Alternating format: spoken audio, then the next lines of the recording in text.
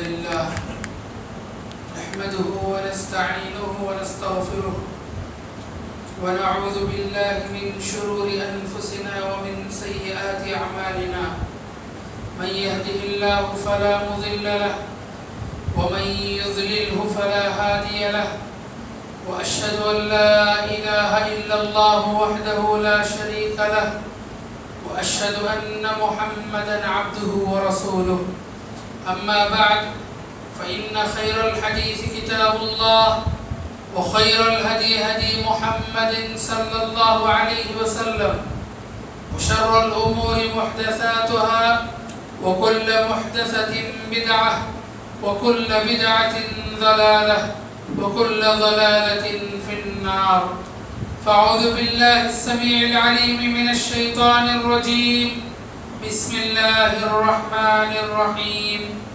يا أيها الذين آمنوا اتقوا الله حق تقاته ولا تموتن إلا وأنتم مسلمون يا أيها الناس اتقوا ربكم الذي خلقكم من نفس واحدة وخلق منها زوجها وبث منهما رجالا كثيرا ونساء واتقوا الله الذي تساءلون به والأرحام إن الله كان عليكم رقيبا يا أيها الذين آمنوا اتقوا الله وقولوا قولا سديدا يصلح لكم أعمالكم ويغفر لكم ذنوبكم ومن يطع الله ورسوله فقد فاز فوزا عظيما قاف القرآن المجيد بل عجبوا أن جاءهم منذر منهم فقال الكافرون هذا شيء عجيب أإذا متنا وكنا ترابا ذلك رجع بعيد قد علمنا ما تنقص الأرض منهم وعندنا كتاب حفيظ بل كذبوا بالحق لما جاءهم فهم في أمر مريض أفلم ينظروا إلى السماء فوقهم كيف بنيناها وزيناها وما لها من فروج والأرض مددناها وألقينا فيها رواسي وأنبتنا فيها من كل زوج بهيج تبصرة وذكرى لكل عبد منيب ونزلنا من السماء ماء مباركا فأنبتنا به جنات وحب الحصيد والنخل باسقات لها طلع نضيد رزقا للعباد وأحيينا به بلدة ميتا كذلك الخروج كذبت قبلهم قوم نوح وأصحاب الرس وثمود وعاد وفرعون وإخوان لوط وأصحاب الأيكة وقوم تبع كل كذب الرسل فحق وعيد أفعينا بالخلق الأول بل هم في لبس من خلق جديد وقال تعالى في موضع آخر محمد رسول الله والذين معه أشداء على الكفار رحماء بينهم حاضرین جمعہ پردہ نشین خواتین اسلام اللہ تبارک و تعالیٰ کا بے پناہ شکر و احسان ہے کہ اللہ تبارک و تعالیٰ نے ساری کائنات کو سارے مخلوقات کو پیدا کیا بیش بہا درود و سلام ہو سارے انبیاء علیہم السلام پر بالخصوص ہمارے آخری نبی جناب محمد رسول اللہ صلی اللہ علیہ وسلم پر حاضرین نبی کریم صلی اللہ علیہ وسلم اس دنیا کے آخری نبی ہیں جتنے انبیاء گزرے انبیاء سے لے کر آدم سے لے کر نبی کریم صلی اللہ علیہ وسلم تک سارے انبیاء کے کچھ نہ کچھ دوست ہوا کرتے تھے جن کو مختلف طور پر مختلف جگہ کہیں اصدقاء کہا، حضرت عیسیٰ علیہ السلام کا ذکر آیا تو حواریین کہا، اور جو نبی کریم صلی اللہ علیہ وسلم کے ساتھ تھے، نبی کریم صلی اللہ علیہ وسلم کی رفاقت جن کو ملی، جو نبی کریم صلی اللہ علیہ وسلم کے ساتھ تھے، صحابہ اکرام رضوان اللہ علیہم اجمعین، ہمیشہ سے تاریخ میں ان کے لیے بڑی عظمت، بڑا احترام رہا ہے،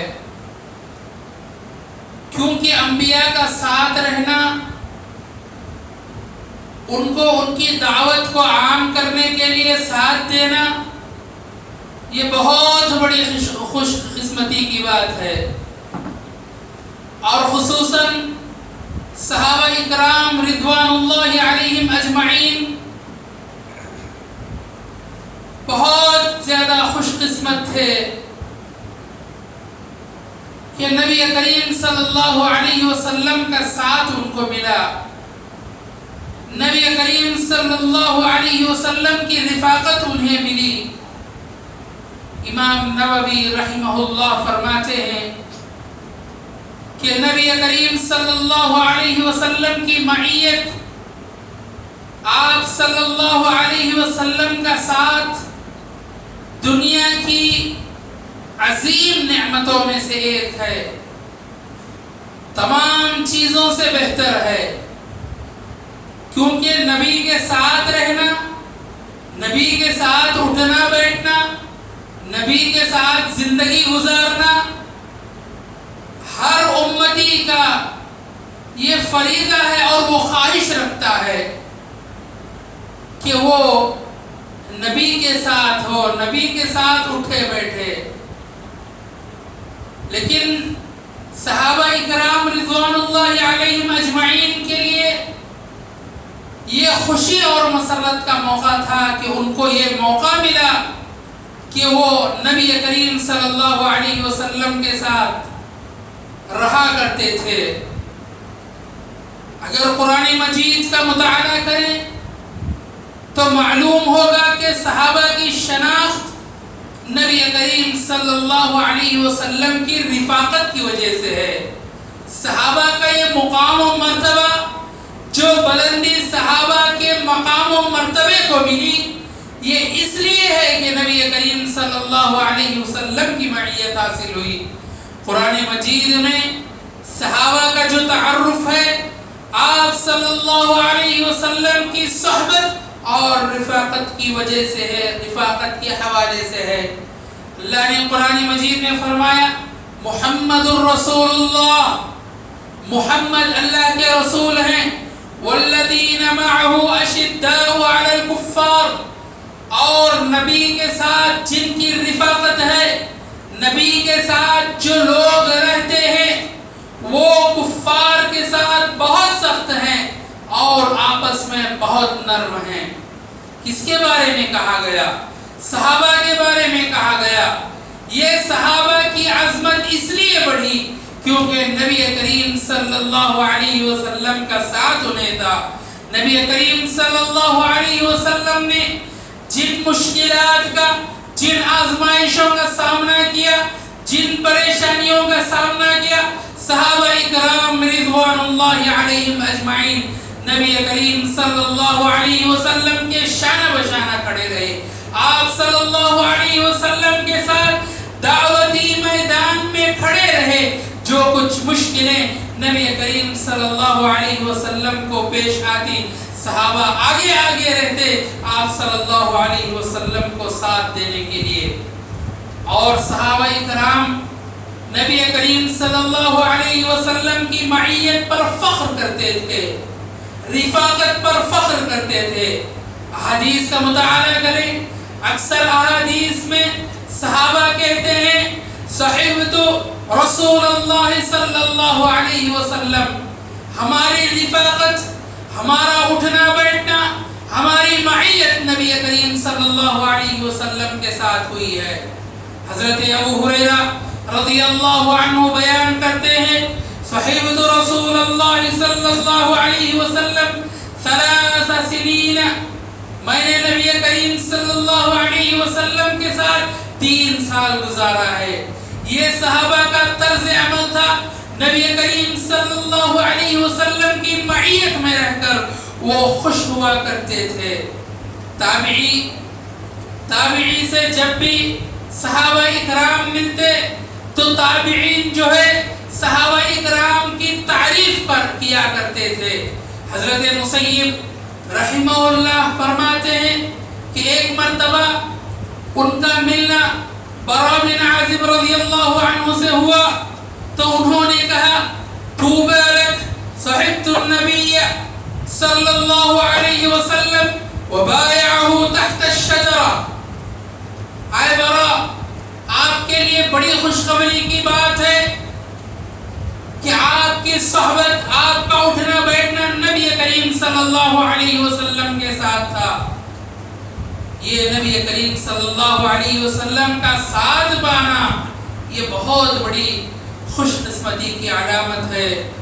اور وبایعہ تحت الشجرہ، اور تحت الشجرہ جو رضوان تھا، جہاں اللہ کے رسول صلی اللہ علیہ وسلم کے ہاتھ پر صحابہ نے بیعت کی تھی، اس کے بارے میں تابعی بیان کرتے ہوئے کہتے ہیں یہ بڑے خوش قسمت لوگ ہیں۔ صحابہ یعنی ان کی معیت نبی کے ساتھ بڑی خوش قسمتی کی علامت ہے۔ حضرت عمر رضی اللہ عنہ مرض موت کی حالت میں ہیں، بستر مرگ پر ہیں، بیمار ہیں، ان کو جو ہے قاتلانہ حملہ ہو گیا ان کے اوپر۔ جب وہ بستر مرگ پر ہیں، صحابہ آ کر، لوگ آ کر ان کے پاس پہلی بات یہی کہتے تھے کہ اے عمر، آپ کے لیے خوشخبری کا مقام ہے، آپ کا ساتھ نبی کریم صلی اللہ علیہ وسلم کا ساتھ تھا، جہاں کہیں نبی جاتے آپ ان کے ساتھ ہوتے تھے، اور جب نبی اس دنیا سے گزرے تو نبی آپ سے راضی تھے، اس سے بڑھ کر آپ کو کیا چاہیے۔ یہ تھا صحابہ کا معیت نبی کریم صلی اللہ علیہ وسلم کے ساتھ۔ اسی لیے صحابہ کی عظمت ہوئی کیونکہ ان کا ساتھ نبی کریم صلی اللہ علیہ وسلم کا ساتھ ہوا۔ ہجرت کا جب حکم ہوا تو آپ صلی اللہ علیہ وسلم نے حضرت ابوبکر کے گھر پر تشریف لے گئے اور حضرت ابوبکر کو خوشخبری سنائی کہ اے ابوبکر، اللہ نے ہمیں حکم دیا ہے مدینے کی جانب ہجرت کرنے کا۔ سب سے پہلا جملہ حضرت ابوبکر رضی اللہ عنہ نے کہا کہ اے اللہ کے رسول، میں آپ کی معیت میں آنا چاہتا ہوں، میں آپ کے ساتھ آنا چاہتا ہوں، کیونکہ صحابہ کرام رضوان اللہ علیہم اجمعین کوئی موقع گوانا نہیں چاہتے تھے اللہ کے رسول صلی اللہ علیہ وسلم کی رفاقت کو چھوڑ کر۔ اور جب موقع ملتا کفار کی جانب سے یہ وعدہ دیکھا جاتا، کفار جا کر اپنے قریش کے پاس یہ کہا کرتے تھے کہ ہم نے محمد کو دیکھا ہے اور کئی اور بادشاہوں کو دیکھا ہے، محمد کے ساتھ صحابہ کی جو رفاقت ہے، جو صحبت صحابہ کی صحبت نبی کے ساتھ ہے، ایسی صحبت میں نے کسی بادشاہ کی نہیں دیکھی ہے۔ یہ صحبت، یہ رقابت نبی کریم صلی اللہ علیہ وسلم کی تھی۔ میرے بھائیوں، قرآن نے حضرت ابوبکر رضی اللہ عنہ کو صاحب رسول کہا۔ قرآن نے کہا ثانی اثنین اذ ہما فی الغار اذ یقول لصاحبہ ان اللہ معنا۔ دوسرے میں سے دوسرا، دو لوگ تھے غار ثور میں، ایک نبی تھے اور دوسرے حضرت ابوبکر تھے، اور حضرت ابوبکر ڈر رہے تھے تو اللہ کے رسول صلی اللہ علیہ وسلم نے کہا کہ کوئی ڈرنے کی بات نہیں، کوئی غم کرنے کی بات نہیں، ہمارے ساتھ اللہ تبارک و تعالی ہے۔ تو یہ معیت، یہ صحبت، یہ سب سے بڑی عظیم عمل ہے۔ میرے بھائیوں، مقام میں مرتبے کی اہمیت، وجہ رفاقت ہے۔ نبی کریم صلی اللہ علیہ وسلم نے صحابہ کے تعلق سے کہا کہ اے لوگو، لا تسبوا اصحابی، میرے صحابہ کو گالی مت دینا، کیوں؟ کیونکہ میری رفاقت ان کے ساتھ ہوئی ہے۔ اگر آپ لوگ احد کے پہاڑ کے برابر بھی سونا خرچ کر دیتے ہیں تو صحابہ کے ایک مد کے اور آدھے مد کے برابر بھی آپ جو ہے نہیں پہنچ سکتے۔ ایک مرتبہ حضرت عبداللہ بن مبارک رحمہ اللہ کہتے ہیں، ان سے پوچھا گیا کہ عبداللہ بن عمر اور امیر معاویہ رضی اللہ عنہ کے درمیان سب سے بہتر کون ہے؟ حضرت عمر بن عبدالعزیز جو ہے ایک عالم ہے سلف صالحین کے، اور وہ جو ہے مدینے کے گورنر بھی رہ چکے ہیں۔ امت مسلمہ نے ان کے کاموں کو دیکھ کر، ان کے اعمال کو دیکھ کر ان کو ایک خلیفہ تسلیم کیا ہے۔ لیکن امیر معاویہ کے بارے میں امت کے لوگوں نے، حالانکہ صحابی کے وہ صحابی ہیں، وہ صحابی رہتے ہوئے ان کے بارے میں خود خطبہ نے کئی باتیں ایسی کہی ہیں جو ان کے خلاف جاتی ہیں، حالانکہ ان کی صحبت نبی کی صحبت تھی۔ جب عبداللہ بن مبارک سے پوچھا گیا کہ عبداللہ بن عمر بہتر ہیں یا امیر معاویہ رضی اللہ عنہ بہتر ہیں، تو حضرت عبداللہ بن مبارک جو ہے غصے میں آ گئے اور وہ سمجھ گئے کہ یہ لوگ جو ہے فرق کرنا چاہتے ہیں۔ حضرت عبداللہ بن مبارک نے کہا کہ اے لوگوں، یہ عبداللہ بن عمر جو ہے حضرت امیر معاویہ کے گھوڑے کے جو ناک میں دھول ہوتی ہے نا، اس کے برابر بھی نہیں ہو سکتے، کیونکہ امیر معاویہ کی صحبت نبی کریم صلی اللہ علیہ وسلم کی صحبت تھی، اور امیر معاویہ آپ صلی اللہ علیہ وسلم کے قریبی صحابی تھے۔ جب وحی لکھنے کی باری آئی، آپ صلی اللہ علیہ وسلم نے جن چنندہ صحابہ کو انتخاب کیا وحی لکھنے کے لیے، وحی لکھنے کے لیے ایسے صحابہ درکار تھے، حالانکہ سارے صحابہ امانت دار تھے، لیکن اللہ کے نبی نے چنا تو حضرت امیر معاویہ رضی اللہ عنہ کو چنا۔ لوگ جو ہے ان کی غلطیوں کو گناتے ہیں، نعوذ باللہ۔ صحابی کو جج کرنا، صحابی کے بارے میں فیصلہ کرنا میرا اور آپ کا حق نہیں ہے۔ ہم کون ہوتے ہیں صحابی کو جج کرنے والے، صحابہ کے فیصلے کرنے والے؟ صحابہ کو اللہ نے پسند کیا ہے، صحابہ کو اللہ نے صحابہ سے راضی ہو گیا ہے، رضی اللہ عنہم ورضوا عنہ۔ حضرت عبداللہ بن مبارک کہتے ہیں کہ جو گھوڑے کے ناک کے جو بال میں جو دھول اٹکی ہے نا، اس کے برابر بھی حضرت عبداللہ بن عمر نہیں ہو سکتے، حضرت عبداللہ بن عمر بن عبدالعزیز نہیں ہو سکتے۔ حالانکہ بہت بڑے عالم ہیں، بہت کام کیا ہے انہوں نے امت کے لیے، بہت ساری مسجدوں کو انہوں نے اس دنیا میں قائم کیے، سرزمین پر قائم کیا ہے، بہت سارے ایسے فیصلے امت پر کیے ہیں، لیکن کوئی آدمی صحابی کے برابر نہیں ہو سکتا۔ کیوں؟ صحابی کا جو مرتبہ ہے وہ نبی کریم صلی اللہ علیہ وسلم کی رفاقت ہے۔ انہوں نے نبی کریم صلی اللہ علیہ وسلم کے ساتھ کیسے پل بتائے ہوں گے، صبح شام حدیثیں سنی ہوں گی۔ اسی لیے میرے بھائیوں، صحابی کی معیت میں آ جانا یہ بہت بڑی خوشی کی بات ہے۔ اسی لیے اللہ تبارک و تعالیٰ بھی یہی کہتا ہے کہ نبی کی رفاقت جو ہے بہت ضروری ہے۔ میرے بھائیوں، نبی کی رفاقت صحابہ کو تو حاصل ہوئی، لیکن میں اور آپ جو ہے اس دنیا میں نبی کی رفاقت تو حاصل نہیں کر سکتے۔ کیوں؟ نبی کریم صلی اللہ علیہ وسلم ہم سے چلے گئے، اس دنیا سے گزر گئے ہیں۔ آج نبی کریم صلی اللہ علیہ وسلم کی رفاقت ناممکن ہے، لیکن اللہ تبارک و تعالی ہمیں وعدہ کرتا ہے کہ تمہیں نبی کی رفاقت ملے گی، تمہیں نبی کا دیدار ملے گا۔ کب ملے گا؟ قیامت کے دن حشر کے میدان میں جب فیصلہ ہو جائے گا تو نبی کا دیدار تمہارے ساتھ ہوگا، جنت میں نبی کی رفاقت تمہیں ملے گی۔ کتنا خوش نصیب ہے وہ آدمی جو جنت میں نبی کریم صلی اللہ علیہ وسلم کے ساتھ رہتا ہو۔ میرے بھائیوں، اگر قرآن و حدیث کا مطالعہ کرتے ہیں تو معلوم ہوگا کہ اللہ اور رسول نے صلی اللہ علیہ وسلم کئی باتیں ایسی بتائی ہیں، اگر ان باتوں کو کرنے سے ہم اللہ کے نبی کے قریب ہو سکتے ہیں جنت میں انشاءاللہ۔ لہذا وہ باتیں میں آپ کے سامنے بیان کر کے اپنی بات کو ختم کرنا چاہتا ہوں۔ سب سے پہلی بات جو ہے محبت رسول ہے۔ اگر ہم نبی کی معیت چاہتے ہیں جنت میں تو سب سے پہلی چیز نبی سے محبت کرنا ہے۔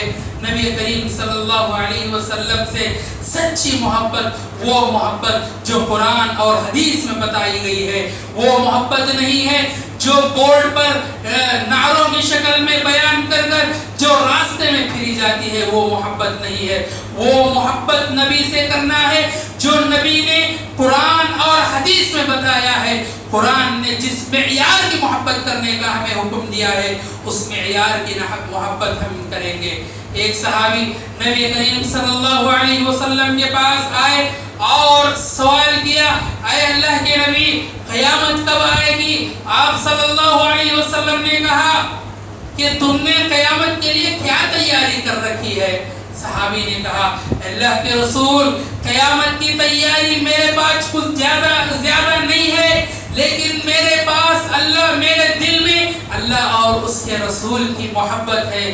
آپ صلی اللہ علیہ وسلم نے فرمایا، انت مع من احببت، جو جس سے محبت کرتا ہے وہ جنت میں اس کے ساتھ ہوتا ہے۔ اگر نبی سے ہم سچی محبت کرتے ہیں تو ہم جنت میں انشاءاللہ نبی کریم صلی اللہ علیہ وسلم کی رفاقت ہمیں ملتی ہے۔ جیسے ہی نبی یہ بات کہتے ہیں، مجلس میں جو بھی صحابہ بیٹھے ہوئے تھے، راوی حدیث بیان کرتے ہیں، ہم تمام جو ہے خوشی سے جھوم اٹھے، کیونکہ نبی نے کہا تھا جو مجھ سے محبت کرے گا وہ جنت میں میرے ساتھ رہے گا۔ تو صحابی کہتے ہیں کہ اللہ کے رسول، میں آپ سے، اللہ سے، آپ سے، حضرت ابوبکر اور حضرت عمر سے محبت کرتا ہوں اور میں یہ امید کرتا ہوں کہ میں جنت میں آپ کے ساتھ رہوں گا، میں جنت میں میری آپ کے ساتھ معیت ہوگی، حالانکہ میرے اعمال اتنے زیادہ نہیں ہیں۔ یہ محبت کا معیار ہے، یہ صحابہ کی محبت کا معیار ہے کہ ہمارے دلوں میں ویسے ہی محبت ہو جیسے صحابہ کے دلوں میں محبت تھی۔ میرے بھائیوں، اسی طرح دوسری چیز رفاقت کے لیے اتباع اور پیروی ضروری ہے، اس کے بغیر دعوی محبت بیکار ہے۔ حضرت نبی کریم صلی اللہ علیہ وسلم کے چچا ابو طالب مکے میں کیا تھے؟ سب سے زیادہ محبت کرنے والے، سب سے زیادہ چاہنے والے۔ جب بھی مکے والے ان کے خلاف کوئی پروپیگنڈا کرتے، ہمیشہ سامنے کھڑے رہتے۔ لیکن ابو طالب جب اس دنیا سے چلے گئے، جب سارے مکے والوں نے ان کا بائیکاٹ کیا، حالانکہ مسلمانوں کا بائیکاٹ ہوا، ابو طالب کافر تھے، پھر بھی نبی کریم صلی اللہ علیہ وسلم کا اس بائیکاٹ میں ساتھ دیا۔ وہ اس دنیا سے دین کے بغیر، نبی کی پیروی کے بغیر، نبی کی اطاعت کے بغیر چلے گئے۔ ان کی یہ محبت، ان کا یہ ساتھ ہونا، ان کی یہ معیت، کیا ان کو یہ کام آئے گی؟ ان کو یہ کام نہیں آئے گی، کیونکہ اطاعت ضروری ہے، پیروی ضروری ہے، لہذا رفاقت کے لیے جو ہے اتباع اور پیروی ضروری ہے۔ ایک صحابی پریشان ہو کر نبی کریم صلی اللہ علیہ وسلم کے پاس آ کر کہتے ہیں، اے اللہ کے نبی، میں اپنے جب بیوی بچوں کے پاس ہوتا ہوں میرے دل میں کشش ہوتی ہے کہ میں کب آپ کے پاس آ جاؤں۔ میں آپ کے پاس آ کر بہت اچھا سکون محسوس کرتا ہوں، اور مجھے یہ ڈر ہوتا ہے میری موت کو لے کر اور آپ کا اس دنیا سے جانے کو لے کر میں بہت ڈر جاتا ہوں۔ جب میں اس دنیا سے چلا جاؤں گا، آپ اس دنیا سے چلے جائیں گے، آپ جنت کے اعلیٰ معیار پر رہیں گے، میں جنت کے کسی نچلے حصے میں رہوں گا۔ میری اور آپ کی معیت، میری اور آپ کی رفاقت جنت میں کیسے ہوگی؟ نبی کریم صلی اللہ علیہ وسلم نے کہا، جب فوراً آیت نازل ہوئی، اللہ نے کہا وَمَن يُطِعِ اللَّهَ وَالرَّسُولَ فَأُولَٰئِكَ مَعَ الَّذِينَ أَنْعَمَ اللَّهُ عَلَيْهِم مِّنَ النَّبِيِّينَ وَالصِّدِّيقِينَ وَالشُّهَدَاءِ وَالصَّالِحِينَ۔ جو اللہ کی اطاعت کرتا ہے، جو نبی کی اطاعت کرتا ہے، قیامت کے دن وہ اس کے ساتھ رہے گا، صدیقین کے ساتھ رہے گا، شہداء کے ساتھ رہے گا۔ اسی طرح نبی کریم صلی اللہ علیہ وسلم نے اس آیت کو بیان فرمایا۔ اسی طرح جنت میں رفاقت کا ایک سبب یہ بھی ہے کہ نوافل کا زیادہ سے زیادہ اہتمام کیا جائے۔ ربیعہ بن مالک رضی اللہ عنہ آپ صلی اللہ علیہ وسلم کے خادم تھے، بہت زیادہ خدمت کیا کرتے تھے۔ آپ صلی اللہ علیہ وسلم جب تہجد کے لیے اٹھا کرتے تھے تو آپ کے لیے وضو کے پانی کا انتظام کرتے تھے، دوسری کئی خدمتیں کرتے تھے۔ آپ صلی اللہ علیہ وسلم ایک مرتبہ خوش ہو کر کہا، اے ربیعہ، آپ جو کچھ مانگنا چاہتے ہو مانگو، آپ کی بات مانی جائے گی۔ حضرت ربیعہ نے دنیا کے بارے میں کچھ نہیں کہا، اللہ کے رسول مجھے فلاں زمین لکھ کر دے دو، مجھے جو ہے فلاں مال دے دو، مجھے فلاں سونا دے دو۔ ربیعہ بن مالک رضی اللہ عنہ نے کہا، اے اللہ کے رسول میں جنت میں آپ کی رفاقت چاہتا ہوں، اسألک مرافقا فی الجنہ، میں آپ کے ساتھ جنت میں معیت چاہتا ہوں۔ آپ صلی اللہ علیہ وسلم نے کہا، اے ربیعہ اگر جنت میں میری معیت چاہتے ہو تو زیادہ سے زیادہ نوافل کا اہتمام کرو۔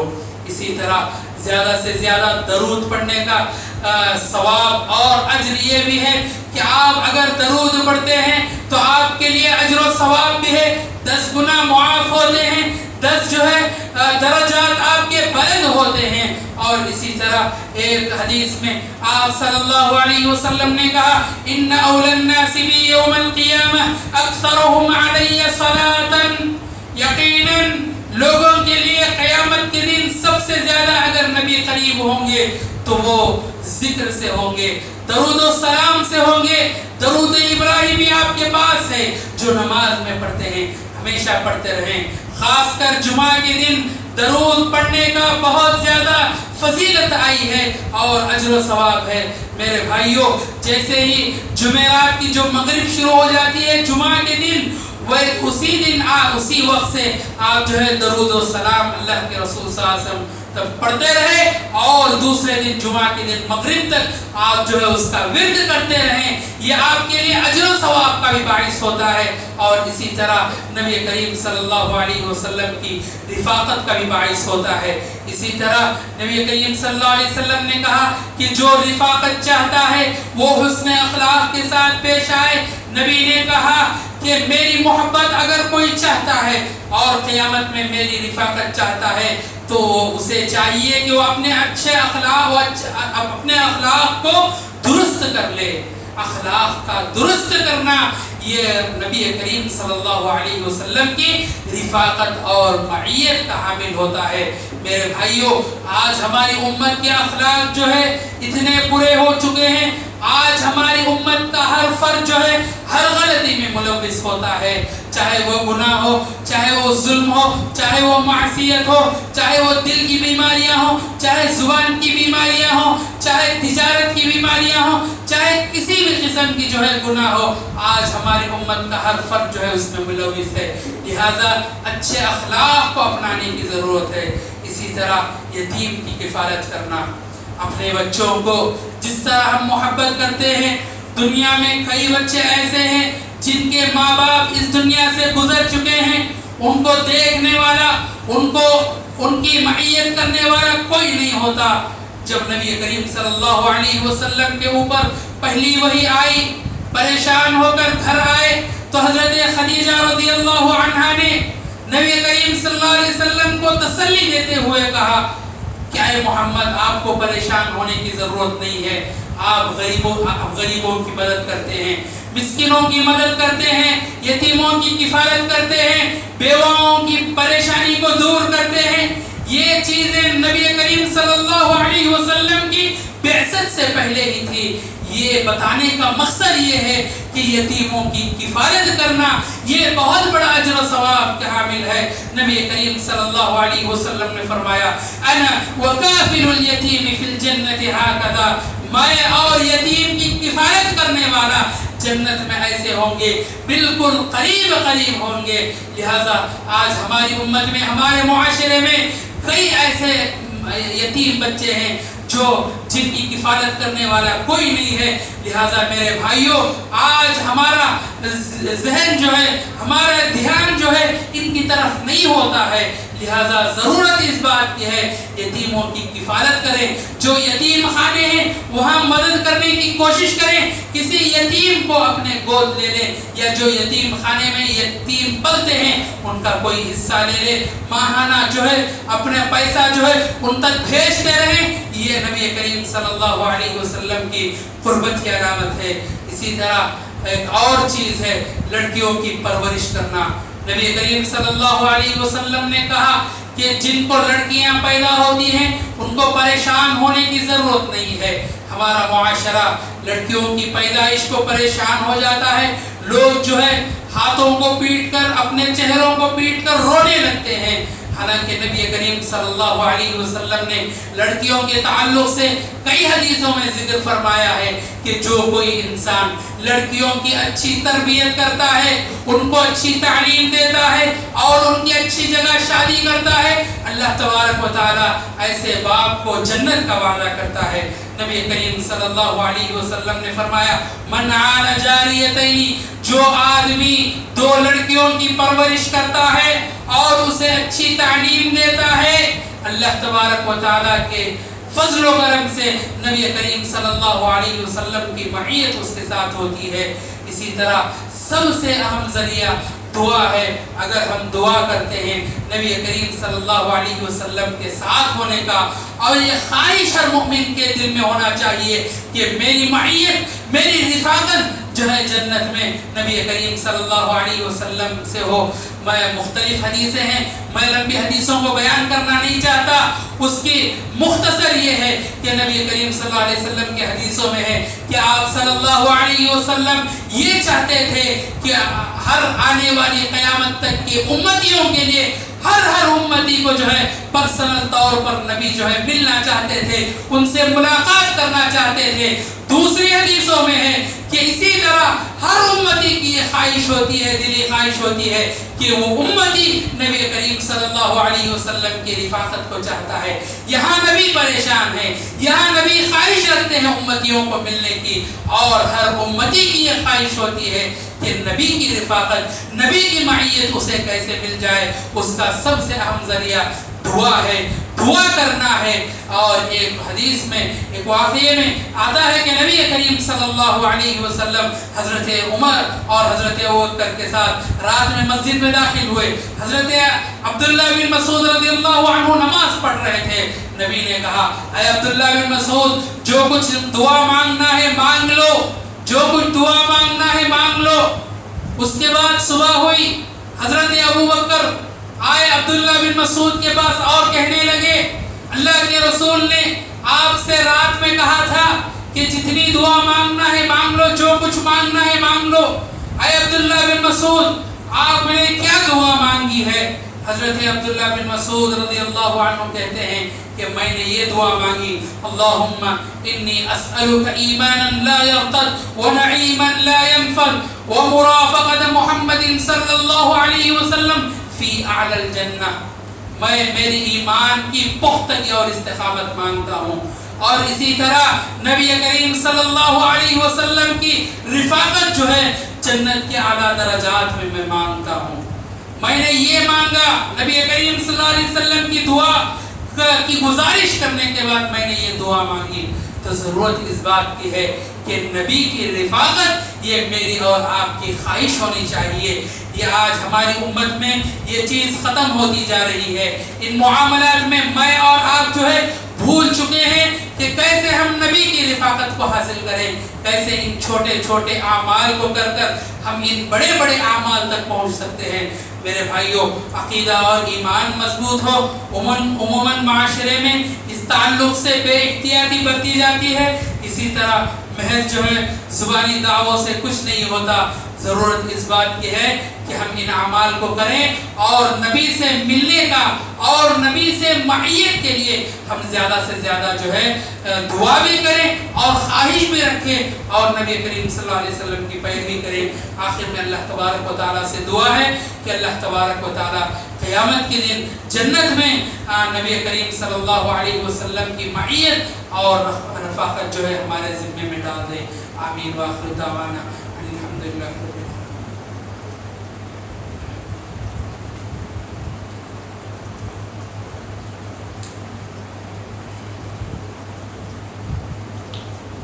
إن الحمد لله نحمده ونستعينه ونستغفره ونعوذ بالله من شرور أنفسنا ومن سيئات أعمالنا من يهده الله فلا مضل له ومن يضلل فلا هادي له وأشهد أن لا إله إلا الله وحده لا شريك له وأشهد أن محمدا عبده ورسوله أما بعد إن الله وملائكته يصلون على النبي يا أيها الذين آمنوا صلوا عليه وسلموا تسليما اللهم صل على محمد وعلى آل محمد كما صليت على إبراهيم وعلى آل إبراهيم إنك حميد مجيد اللهم بارك على محمد وعلى آل محمد كما باركت على إبراهيم وعلى آل إبراهيم إنك حميد مجيد عباد الله رحمكم الله إن الله يأمر بالعدل والإحسان وإيتاء ذي القربى وينهى عن الفحشاء والمنكر والبغي يعظكم لعلكم تذكرون واذكروا الله يذكركم وادعوه يستجب لكم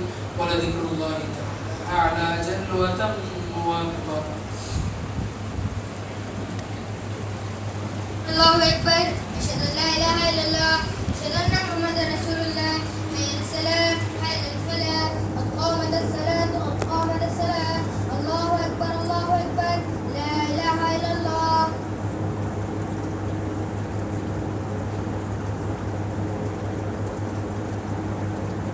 صفوں کو درست کرنے صفوں کے درمیان خالی جگہ نہ چھوڑیں. اللہ اکبر.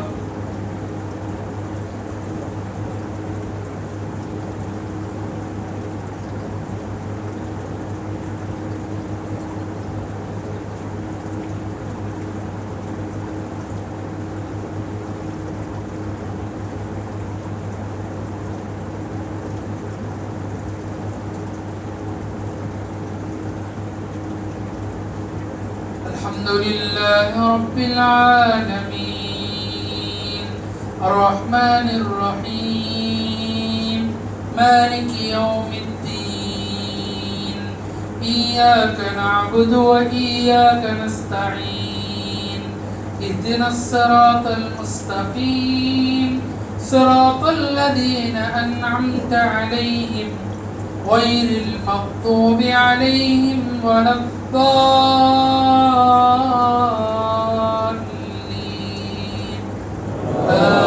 آمين.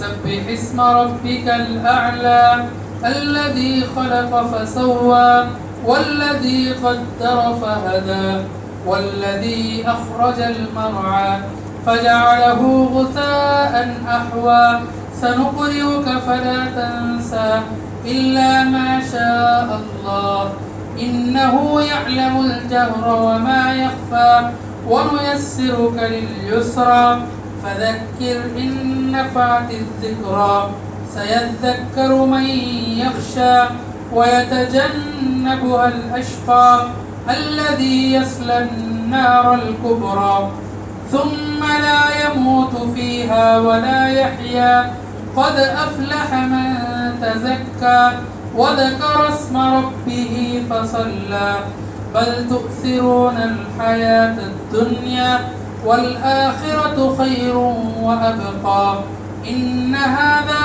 لفي الصحف الأولى صحف إبراهيم وموسى. الله أكبر.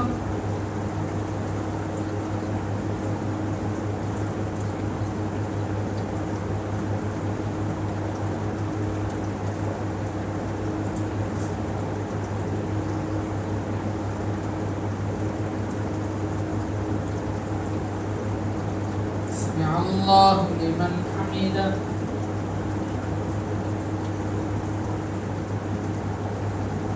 الله أكبر.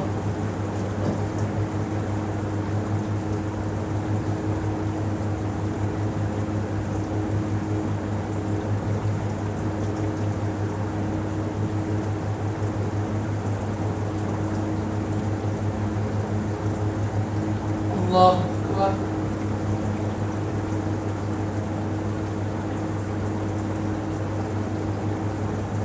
الله أكبر.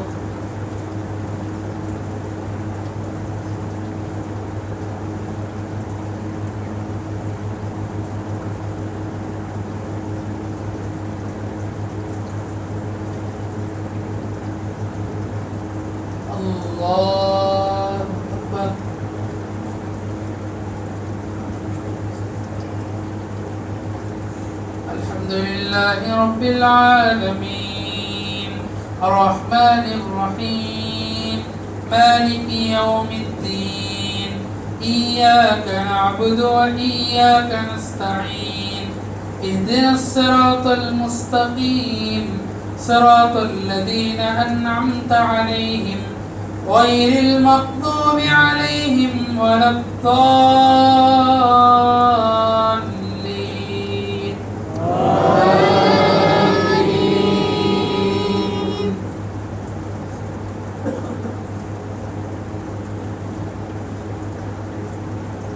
أفلا ينظرون إلى الإبل كيف خلقت وإلى السماء كيف رفعت وإلى الجبال كيف نصبت وإلى الأرض كيف سطحت فذكر إنما أنت مذكر لست عليهم بمسيطر إلا من تولى وكفر فيعذبه الله العذاب الأكبر إن إلينا إيابهم ثم إن علينا حسابهم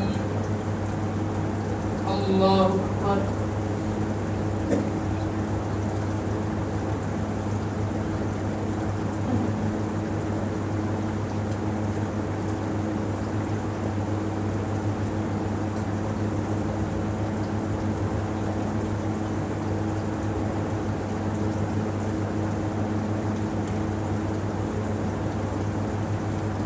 سمع الله لمن حمده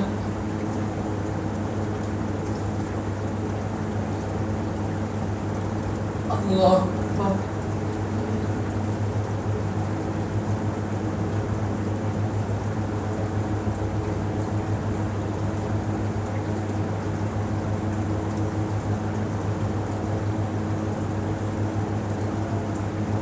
الله